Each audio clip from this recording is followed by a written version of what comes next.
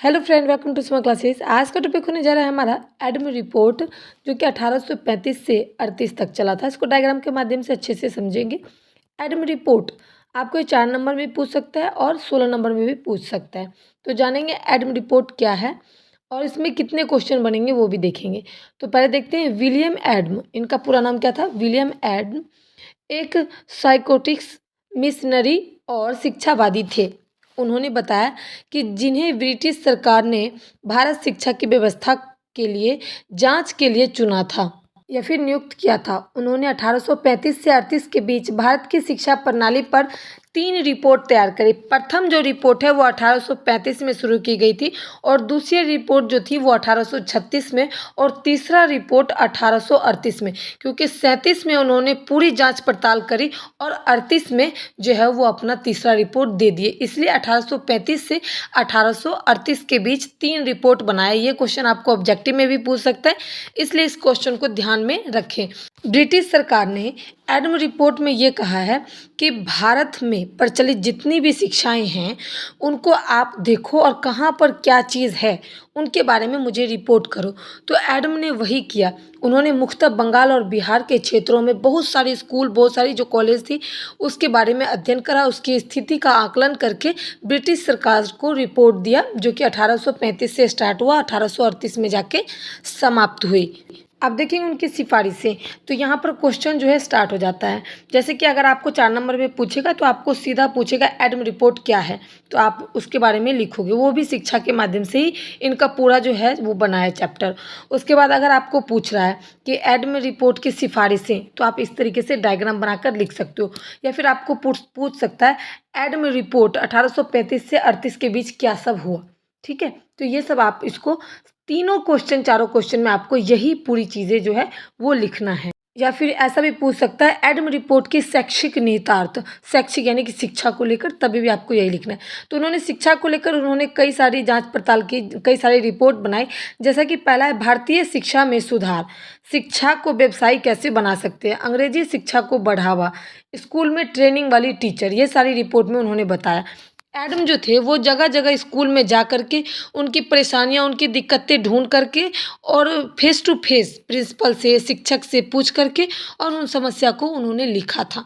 तो इसलिए उनको एडम रिपोर्ट कहा गया। उन्होंने रिपोर्ट किया और आगे जो है अपनी चीज़ों को बढ़ावा दिया। अब देखेंगे शिक्षा को व्यवस्थित बनाने के लिए उन्होंने क्या कहा कि एडम की जो रिपोर्ट है वो पहली शिक्षा प्रणाली बिखरी हुई और अनौपचारिक थी। उन्होंने बताया कि जो शिक्षा व्यवस्था थी वो बिखरी हुई थी, अच्छी नहीं थी। जैसे कि पूरे क्षेत्र में स्कूल की संख्या का रिकॉर्ड रखा गया, कौन से क्षेत्र पर कितना कितना स्कूल है, कितना कितना क्या है। जैसे कि बिहार और बंगाल मिलाकर 1 लाख से ज़्यादा जो है वो विद्यालय वगैरह थी, विश्वविद्यालय वगैरह थी, तो वो रिपोर्ट देना था। उसके बाद है शिक्षक और छात्रों का पंजीकरण, यानी कि कितने शिक्षक थे और कितने छात्र हैं उनका रजिस्ट्रेशन करना, यानी कि वो भी एक रिपोर्ट के तहत ही आता है। उसके बाद पाठ्यक्रम को एक समान और व्यवस्थित किया जाए, यानी कि कौन सा पाठ्यक्रम समान है और कौन सा व्यवस्थित किया जाएगा, उसके बारे में उनको देना था रिपोर्ट। उसके बाद था सरकार इस पर पूरी सिस्टम को संगठित या फिर ढंग से चलाए, यानी कि उन्होंने उनको ऐसा रिपोर्ट तैयार करना था कि जो आने वाला जो सरकार है, चाहे वो ब्रिटिश हो चाहे वो भारत सरकार हो, लेकिन वो काम ब्रिटिश सरकार के लिए करते थे। तो उन्होंने देखा कि सरकार को पूरी सिस्टम को कैसे संभालना है, यानी कि ब्रिटिश जो थे वो भारत पर कैसे शिक्षा व्यवस्था के माध्यम से अपना वर्चस्व चला सके, अपना जो है शासन चला सके, उसके बारे में उन्होंने कहा है। अब यहाँ पर उनकी एक और सिफारिश ये थी कि भारतीय शिक्षा में सुधार कैसे होगा। तो एडम ने भारतीय पारंपरिक शिक्षा व्यवस्था की अच्छाइयों को देखा और कुछ सुधार की सिफारिशें की, यानी कि ब्रिटिश सरकार को बताया कि भारत में उनकी परंपरा की जो शिक्षा है, जैसे संस्कृत हो गई, साहित्य हो गई, ये सब जो है पारंपरिक शिक्षा है वो बहुत ही अच्छी है, लेकिन इसमें कुछ चीज़ों का सुधार होना भी ज़रूरी है। जैसे कि पारंपरिक स्कूलों को संरक्षित दिया जाए, यानी कि पारंपरिक स्कूल जैसे कि विद्यालय वगैरह हो गया, गुरुकुल वगैरह हो गया, मस्जिद वगैरह हो गया, वो तो है ही, लेकिन साथ साथ स्कूल वगैरह और भी तरीके से खोले जाएं। ठीक है।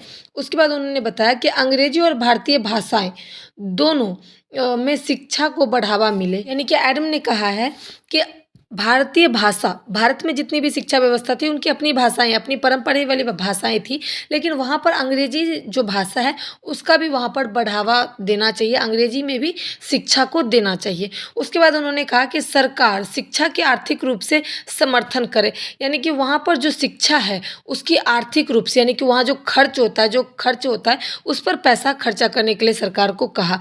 उसके बाद उन्होंने कहा धर्म और नैतिक शिक्षा के साथ व्यवहारिक विषयों से भी जोड़ा जाए, यानी कि पहले जो है मुस्लिम को मस्जिद में जाकर उनकी शिक्षाएं दी जाती थी, हिंदू को धर्म से जो भी संस्कृत में जो भी शिक्षाएं वगैरह थी वो दी जाती थी, लेकिन उन्होंने कहा कि व्यवहारिक शिक्षा जो कि विषय भी जुड़ी जाए, यानी कि कुछ कुछ विषय जैसे हिंदी हो गया, मैथ हो गया, विज्ञान हो गया, अभी कई सारे हमारे सब्जेक्ट हैं जो कि एडम ने बताया है कि इस टाइप की जो शिक्षा है, इस टाइप की जो विषय है उसको भी इसमें जोड़ा जाए और शिक्षा जो है उसको विस्तार करें, यानी कि बड़ा पैमाने पर रखें।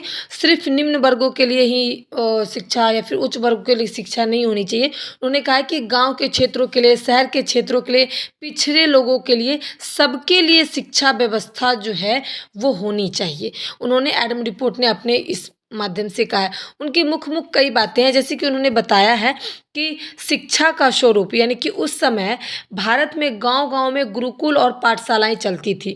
शिक्षा, संस्कृति और फारसी भाषा जो है स्थानीय भाषा में दी जाती थी। धार्मिक और नैतिकता शिक्षा का प्रमुख स्थान था, यानी कि उन्होंने पहले आदर करने वाली शिक्षा, धार्मिक जो उनके धर्म के रिलेटिव शिक्षा होती थी वो सब दिया जाता था। पहले का जो शिक्षा का स्वरूप था तो ऐसा ही था। गाँव में गुरुकुल होती थी, पाठशालाएँ होती थी, लेकिन एक अलग से स्कूल नहीं होता था। जैसे कि मंदिर हो गया, वहाँ पर एक आश्रम बना दिया, गुरुकुल के नाम से उसको चलाया गया। तो ये सारी चीज़ें वहाँ पर थी और जो उनका भाषा था वो संस्कृत या तो फारसी। एडमिन ने बताया कि विद्यालयों की संख्या क्या थी, तो उन्होंने बताया कि हर गांव में स्कूल होते थे और शिक्षा प्रणाली ग्रामीण समाज और अभिन्न हिस्सा था, यानी कि उसमें हर जगह स्कूल तो होता था गांव में, लेकिन वहाँ हिस्सा हिस्सा में बटा होता था। अभिन्न यानी कि कुछ लोग अलग पढ़ रहे हैं, कुछ लोग अलग पढ़ रहे हैं, कुछ लोग अलग पढ़ रहे हैं, तो इस टाइप की चीज़ें हुआ करती थी। उन्होंने अनुमान लगाया कि बंगाल में लगभग 1 लाख से अधिक विद्यालय थे। उन्होंने बताया कि शिक्षक की क्या स्थिति थी, तो गुरु गुरु जो थे समाज में सम्मानित माने जाते थे, यानी कि आदर्श माने जाते थे। जो शिक्षक थे उनकी आयु बहुत कम थी, वे मुख्यतः समाज और समुदाय के सहयोग प्राप्त करते थे, यानी कि जो कम उम्र के लोग थे वही शिक्षा वगैरह लोगों को देते थे, बच्चों को देते थे। पाठ्यक्रम में क्या था, तो शिक्षा का मुख्यतः धर्म ग्रंथ हो गया, गणित, साहित्य, तर्कशास्त्र ताकि सीमित थे। बस उतने ही तक सीमित इसलिए था क्योंकि तर्क जो होता है लोग जैसे मनोविज्ञान वगैरह कहते हैं तो वो जान जाते थे, धर्म ग्रंथ बताया जाता था, गणित, साहित्य यही सब पढ़ाया जाता था। व्यवसायिक या फिर तकनीकी शिक्षा नहीं थी, तो एडम ने बताया कि ये सारी शिक्षा को भी ऐड करना इम्पोर्टेंट है। पाँचवा में देखेंगे, ये भी एक सिफारिश ही है। भारत की परंपराएं शिक्षा प्रणाली को संरक्षित रखने का सुझाव दिया था एडम ने, और अंग्रेजी के साथ साथ भारतीय भाषाओं यानी कि दोनों को प्रोत्साहित करने का सलाह दिया था कि दोनों में भाषा जो है, दोनों भाषा में शिक्षा को दिया जाए प्रोत्साहन। उसके बाद बताया कि शिक्षा के प्रसार के लिए सरकार को सहायता देने का प्रस्ताव रखा जाए, यानी कि शिक्षा की जो बढ़ावा है उसके लिए सरकार को प्रस्ताव देना चाहिए, खर्च देना चाहिए। ये सारी चीज़ें जो है उन्होंने एड में अपनी सिफारिश के तहत बताया है। उम्मीद करते हैं मैंने इस टॉपिक को अच्छे से समझाया। अगर आपको समझ में आए तो प्लीज़ लाइक करें, शेयर करें, सपोर्ट करें। Thanks for watching my video.